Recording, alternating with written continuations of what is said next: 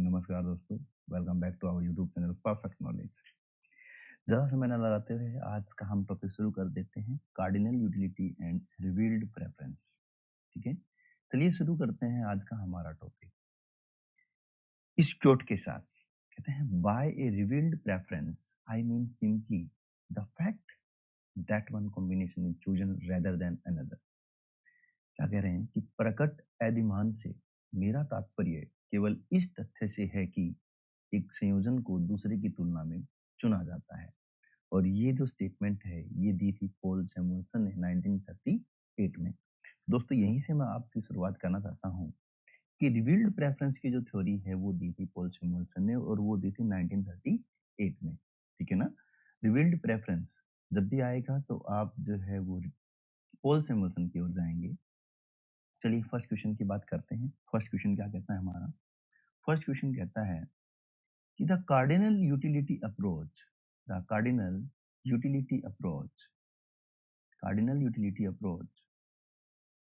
ठीक है ना, was systematically developed and popularised by, ठीक है ना। कार्डिनल यूटिलिटी जो अप्रोच है वो दी तो गोशेन ने थी, ये ध्यान करेंगे आप।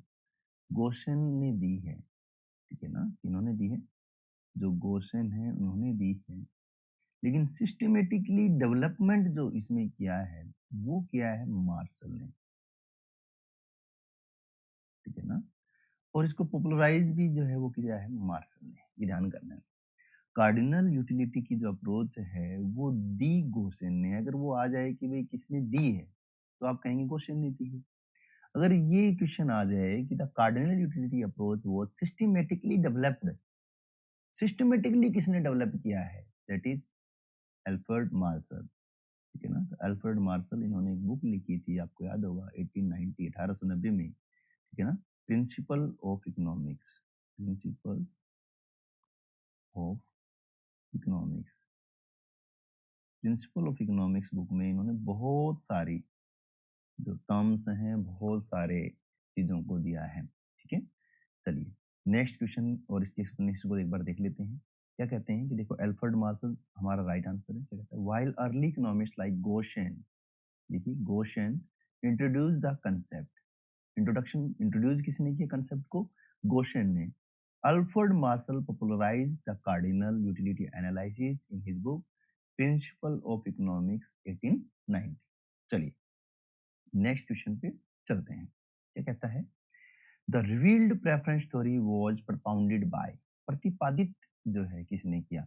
प्रकट अधिमान सिद्धांत, रिवील्ड प्रेफरेंस थ्योरी किसके द्वारा प्रतिपादित किया गया था?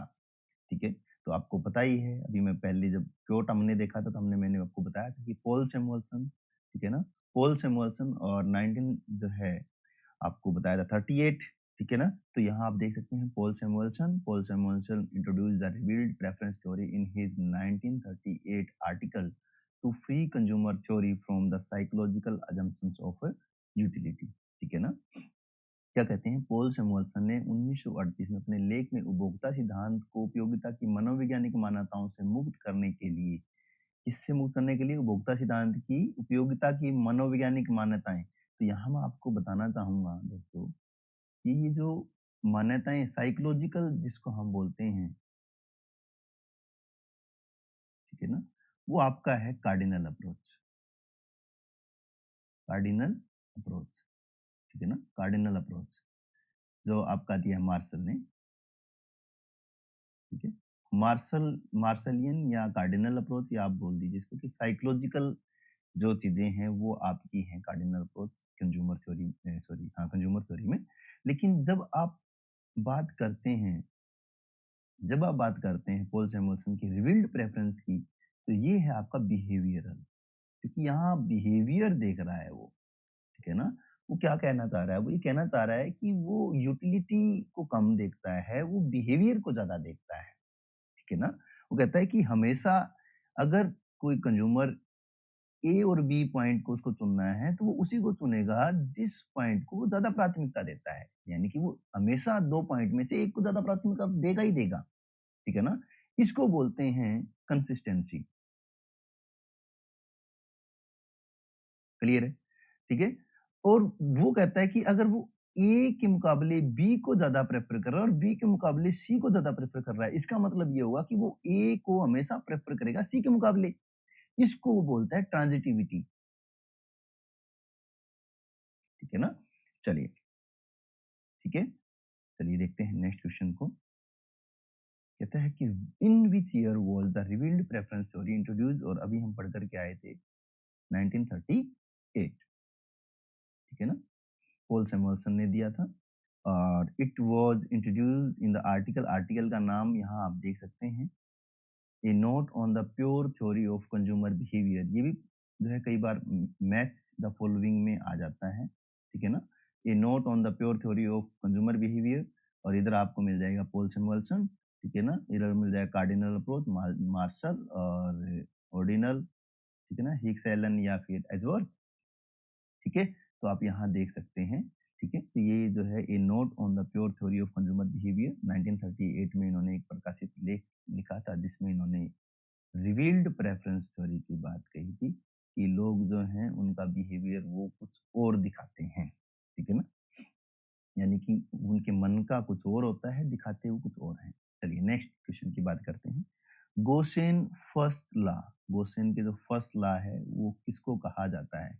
तो आपको पता है diminishing marginal utility, diminishing marginal utility, marginal utility. ठीक है ना? Law of diminishing marginal utility, जो लॉ ये कहता है कि जैसे जैसे आप किसी वस्तु की अतिरिक्त इकाई का उपयोग करते चले जाते हैं तो उससे मिलने वाली उपयोगिता कम होती चली जाती है।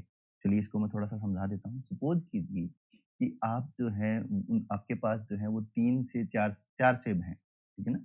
आपके पास 4 एप्पल हैं और उन 4 एप्पल में से जब आप पहला एप्पल खाते हैं तो आपको उसका टेस्ट जो है वो बड़ा अच्छा लगेगा। ठीक है ना? बाय द वे हो भी सकता है, नहीं भी हो सकता है। लेकिन अगर आपको भूख जब लगी होती है तो आप जब कोई चीज़ को खाते हैं तो आपको ज़्यादा संतुष्टि जो है वो सैटिस्फैक्शन मिलती है। ठीक है? लेकिन जैसे ही आप दूसरा खाएँगे, क्योंकि आपका पेट जो है कुछ तो भर चुका है, कुछ भूख जो है आपकी संतुष्ट हो चुकी है, तो आपको जो दूसरे से जो टेस्ट है वो उतना नहीं आएगा। फिर भी आपने मतलब उतना नहीं आएगा लेकिन आएगा, आपने खा लिया।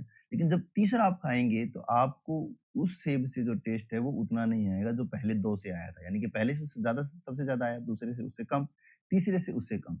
तो इसी को एक लॉ बनाया है गोसेन ने, जो ये कहता है कि जैसे-जैसे आप सेब को ज़्यादा खाते जाएँगे, तो सेब का टेस्ट आपके लिए कम होता चला जाएगा। यानी कि कहने का मतलब क्या है कि जैसे-जैसे आप किसी वस्तु का इस्तेमाल करते जाएँगे, उससे मिलने वाली जो मार्जिनल यूटिलिटी है, सीमांत उपयोगिता है वो कम होती चली जाएगी। तो इसको गोसेन का फर्स्ट लॉ या law of diminishing marginal utility कहते हैं। तो यहाँ जो राइट आंसर हो जाएगा वो हो जाएगा आपका ऑप्शन नंबर बी। ठीक है ना? Law of diminishing marginal utility. Explanation की ओर चलते हैं। क्या कहती है एक्सप्लेनेशन? देख लेते हैं। ठीक है ना? तो law of diminishing marginal utility हासमान सीमांत उपयोगिता का नियम क्या कहता है? जो दिया था एच गोसेन ने 1854 में, 1854 में ये कहा था, और इसमें कहा कि it state that as we consume more unit of a commodity the utility derived from each successive unit decreases. यानी कि ये कहते हैं कि 1854 में प्रतिपादित किया, और ये बताता है कि जैसे-जैसे हम किसी वस्तु की अधिक इकाइयों का उपयोग करते हैं, प्रत्येक अगली इकाई से प्राप्त उपयोगिता कम होती जाती है। ठीक है? चलिए नेक्स्ट क्वेश्चन पर चलते हैं। कहता है the main difference between cardinal and revealed preference approaches. ठीक है ना? मेन डिफरेंस क्या है कार्डिनल और रिवील्ड प्रेफरेंस? ठीक है? Psychological behaviour, micro versus macro, short run, long run, none of the above. ठीक है ना? तो आपको मैंने बताया था कि जो कार्डिनल अप्रोच है वो साइकोलॉजिकल है ना? और जो रिवील्ड प्रेफरेंस है वो बिहेवियरल है। ठीक है ना? 2 प्रकार के अप्रोच हैं। तो जब रिवील्ड प्रेफरेंस उन्होंने 1938 में पॉल सैमुअल्सन ने दिया, तो उन्होंने साइकोलॉजिकल फैक्ट को ही तो काउंटर किया, है ना? तो यहाँ पर जो आंसर आपका हो जाएगा that is psychological versus behavioural. ठीक है? अब इसकी एक्सप्लेनेशन एक बार देख लेते हैं। कहते हैं कि आंसर है आपका a psychological versus behavioural. Cardinal utility relies on introspection, ये ध्यान कर लेना बच्चों।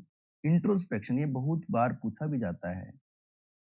ठीक है ना? इंट्रोस्पेक्शन, इंट्रोस्पेक्शन का मतलब होता है अंतर्दृष्टि, अपनी तरफ देखना, साइकोलॉजिकल, है ना? यानी कि जब आप कार्डिनल यूटिलिटी की बात करते हैं, कार्डिनल अप्रोच की बात करते हैं, तो क्या होता है कि वो अपने अंदर देखता है कि भई मेरे को एक यूनिट से कितना मिला, अगली यूनिट से कितना मिलेगा, ठीक है ना? लेकिन रिवील्ड प्रेफ़रेंस जो है वो क्या करता है? वो कहता है कि बिहेवियर है, ठीक है ना? और बिहेवियर है तो यानी कि वो कुछ सोशल चीज़ों पर डिपेंड कर जाता है। यानी कि मेरे को कुछ अंदर से कुछ पसंद है, लेकिन जब मैं अपने दोस्तों के साथ बैठा हूँ, तो उनके साथ मैं कुछ बिहेवियरल तौर पर कुछ अलग जो बातें हैं वो बताऊँगा या अलग बातें जो है वो करूँगा। क्योंकि मेरे को वहाँ पे जो है अपना बिहेवियर जो है वो अच्छा रखना है ना? तो ये बिहेवियरल है, ठीक है ना? तो यहाँ ध्यान करना है कि ये कार्डिनल जो है वो क्या है? साइकोलॉजिकल है और रिवील्ड प्रेफरेंस क्या है? बिहेवियरल है, ठीक है ना? और इस साइकोलॉजिकल लॉ में यानी कार्डिनल यूटिलिटी में जो है वो है इंट्रोस्पेक्शन, ठीक है? ये ध्यान करना है। चलिए अगले क्वेश्चन पर चलते हैं। कहता है WARP, ठीक है ना? रैप जो है सैमुअल्सन थ्योरी स्टैंड फॉर, ये WARP जो है वो सैमुअल्सन थ्योरी में, तो आपको मैंने पहले बताया कि रिवील्ड प्रेफरेंस थ्योरी जो है वो 2 बातों पे डिपेंड करती है। एक तो वीक एक्सियम और एक स्ट्रॉन्ग एक्सियम, ठीक है ना? वीक एक्सियम का मतलब है कि भई अगर वो ए के मुकाबले बी को पसंद करता है, ठीक है ना? यानी मत सॉरी बी के मुकाबले ए को पसंद करता है, ठीक है? तो जब तक ए अवेलेबल है वो बी को नहीं चुनेगा, ठीक है? वीक एक्सियम है। स्ट्रॉन्ग एक्सियम क्या कहता है? स्ट्रॉन्ग एक्सियम ये कहता है कि अगर ए के मुकाबले सॉरी बी के मुकाबले ए को चूज़ करता है और सी के मुकाबले बी को जो है सी के मुकाबले बी को चुनता है, तो इसका मतलब ये होगा कि ए को चुनेगा सी के मुकाबले, ठीक है ना? तो ये इसकी जो है स्ट्रॉन्ग ऑक्सियम है, क्लियर है? तो यहाँ से जो WARP की जो फुल फॉर्म है वो बनेगी weak axiom of revealed preference, ठीक है ना? Weak axiom of revealed preference. तो ऑप्शन नंबर 1 जो है आपका वो राइट हो जाता है। चलिए इसकी एक्सप्लेनेशन देख लेते हैं। राइट आंसर आपका हो गया weak axiom of revealed preference. क्या कहता है? If bundle A is chosen over bundle B, then B can not be chosen over A. कहता है कि अगर ए को बी के ऊपर चुनता है तो बी को कभी भी ए के ऊपर नहीं चुना जाएगा, ठीक है ना? जब ए अवेलेबल हो, ठीक है ना? तो जब ए अवेलेबल होगा तब नहीं चुना जाएगा, लेकिन जब ए अवेलेबल नहीं होगा तो चुना जा सकता है ना? तो यहाँ आप ऐसे डायग्राम्स देखते हैं कि भाई ये पहले वाली है और यहाँ पर ए है, ठीक है? और ये बी है, पॉइंट है, ठीक है ना?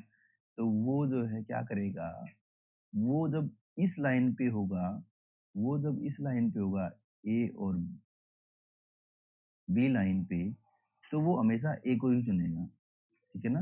लेकिन जब कोई कॉन्सिक्वेंस हो जाए और उसकी कोई इनकम चेंज हो जाए और वो सी और डी लाइन पर आ जाए, ठीक है ना? तो वो बी पॉइंट को चुनेगा। यानी कि क्योंकि ए उसके लिए अब जो है वो अफोर्डेबल नहीं है, ठीक है? तो वो कहता है कि जब तक अफोर्डेबल है, ठीक है ना? तब तक जो है जब तक अफोर्डेबल है, तब तक तब तक वो बी के मुकाबले ए को ही प्रेफ़रेंस देगा। That is weak axiom of revealed preference, ठीक है? नेक्स्ट क्वेश्चन पर चलते हैं। कहता क्या है? द कार्डिनल अप्रोच, ठीक है ना? Assume that the marginal utility of money is, ठीक है ना? तो मैंने आपको बताया है कि कार्डिनल अप्रोच में क्या होता है। कार्डिनल अप्रोच में आप देखते हैं कि भई मनी की जो यूटिलिटी है MUM उसको कांस्टेंट मान लिया जाता है ना?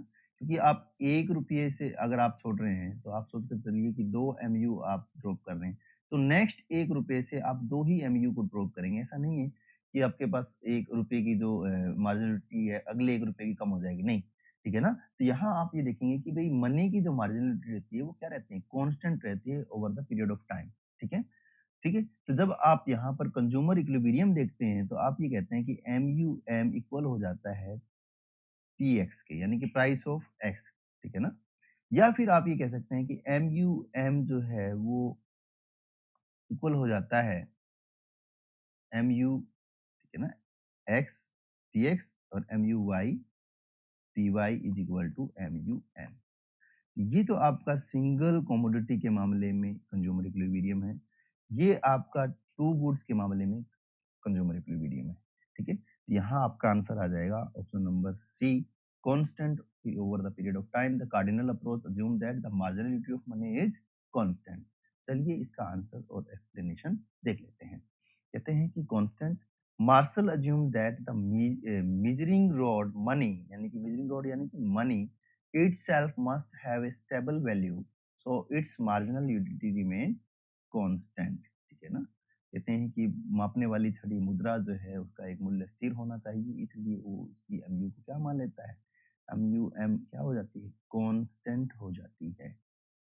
ठीक है, चलिए नेक्स्ट क्वेश्चन की ओर बढ़ते हैं। क्वेश्चन नंबर 8 क्या कहता है, the consistency assumptions in revealed preference implies. ठीक है ना? तो अभी मैंने आपको बताया कि कंसिस्टेंसी जो है वो ये कहता है कि अगर कंज्यूमर ए को प्रेफर कर रहा है बी के मुकाबले, तो वो कभी भी बी को प्रेफर नहीं करेगा ए के मुकाबले, है ना? यानी कि वो जब तक ए अवेलेबल है तब तक वो बी को प्रेफर नहीं करेगा। ये पढ़ कर के आए, यानी कि हम कहेंगे कि भी ए को प्रेफर कर रहा है बी के मुकाबले, तो वो बी को कभी प्रेफर नहीं करेगा ए के मुकाबले। ठीक है?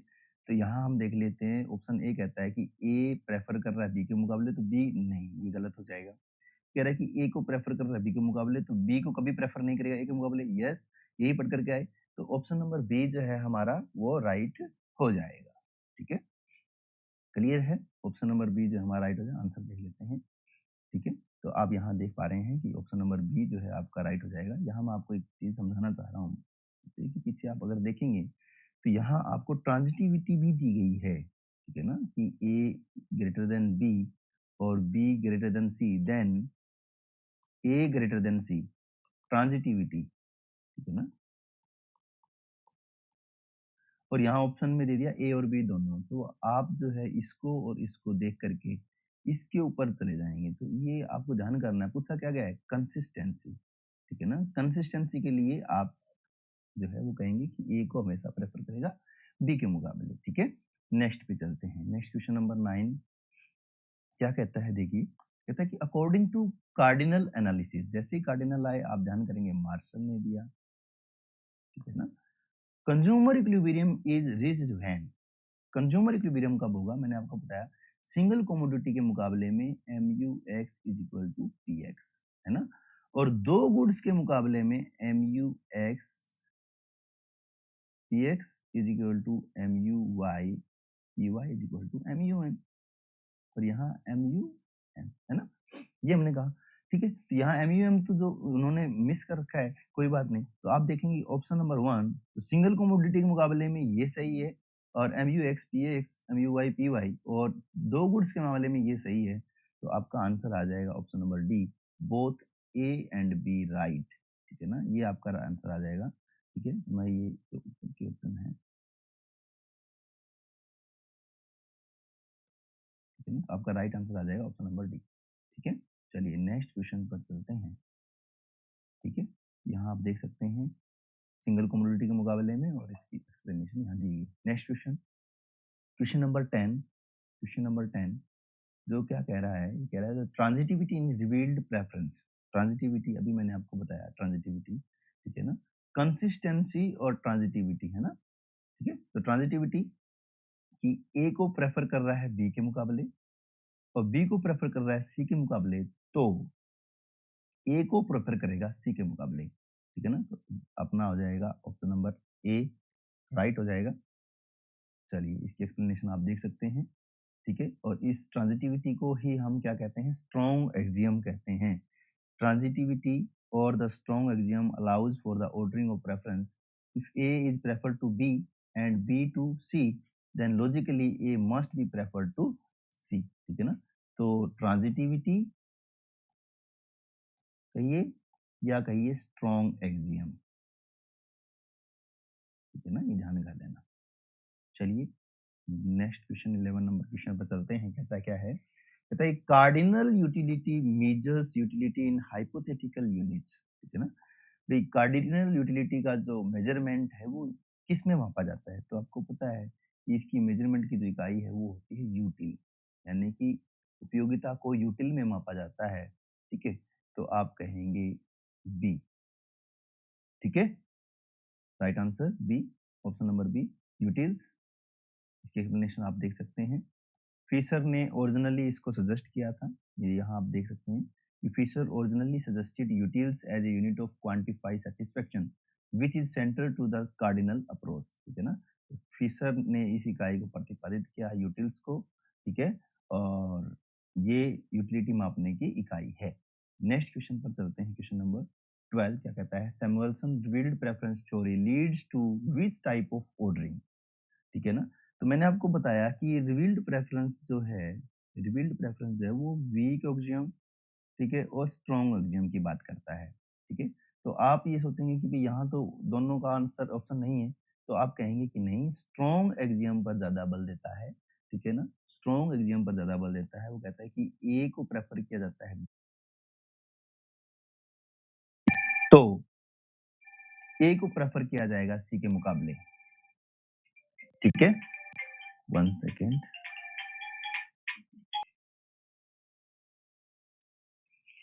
चलिए नेक्स्ट क्वेश्चन पर चलते हैं।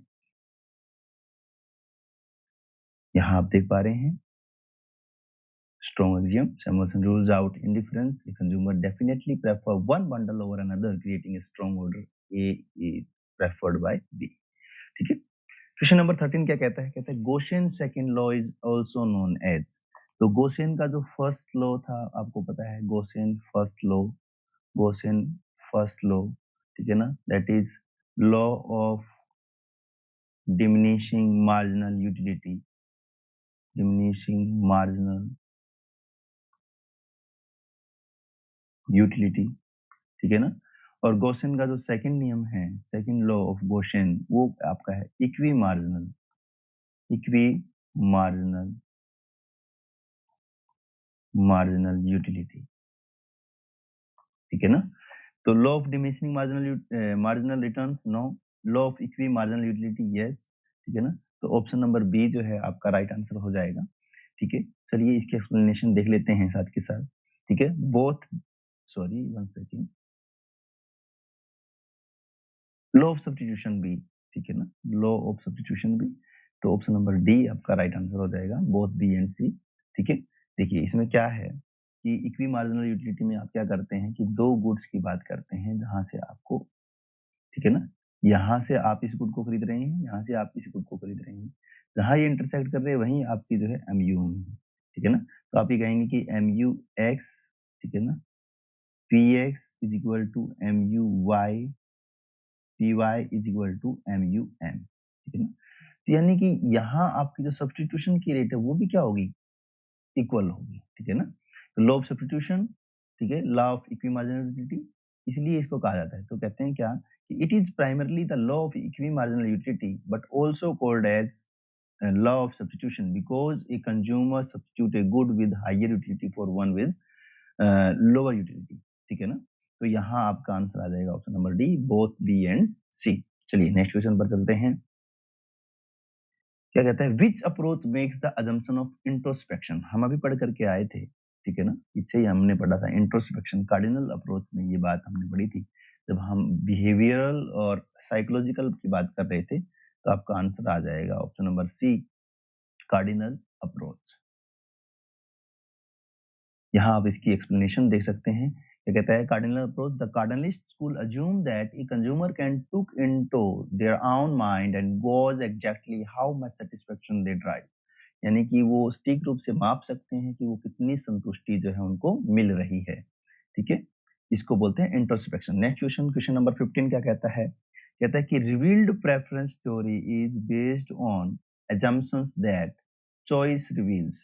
ठीक है ना, तो आपको पता है रिवील्ड प्रेफरेंस यूटिलिटी की तो वो बात करते नहीं है ना, ठीक है, इनकम की वो बात नहीं करते हैं, कॉस्ट की वो बात नहीं करते हैं, वो बात करते हैं प्रेफरेंसेस की। ठीक है ना, तो रिवील्ड प्रेफरेंस थ्योरी जो है वीक ऑक्सियम, ठीक है, और स्ट्रॉन्ग ऑक्सियम की बात करता है, दिया गया था सैमुअल्सन के द्वारा, पॉल सैमुअल्सन ने दिया था 1938 में। ठीक है, और ये बिहेवियरल, बिहेवियरल थॉट की बात करता है। ठीक है, इधर कार्डिनल अप्रोच की अगर बात करें तो दिया गया था मार्शल के द्वारा, अपनी बुक 1890 में उन्होंने अपनी बुक लिखी थी प्रिंसिपल ऑफ इकोनॉमिक्स, ठीक है। और मेजरमेंट यूटिल में मापा जाता है, नंबर में मापा जाता है, ये कहता है। और साइकोलॉजिकल अप्रोच है, ठीक है। चलो इसकी एक्सप्लेनेशन आप देख लेते हैं। तो आप देखेंगे प्रेफरेंस की बात करता है। और if a consumer chooses bundle A, अगर वो ए बंडल को चूज कर रहा है, they are revealing their preference, तो वो अपनी प्रेफरेंस को रिवील कर रहा है, ठीक है। तो आज के लिए बस इतना ही, नेक्स्ट वीडियो में मिलते हैं, तब तक के लिए बाय, धन्यवाद, थैंक यू, जय हिंद।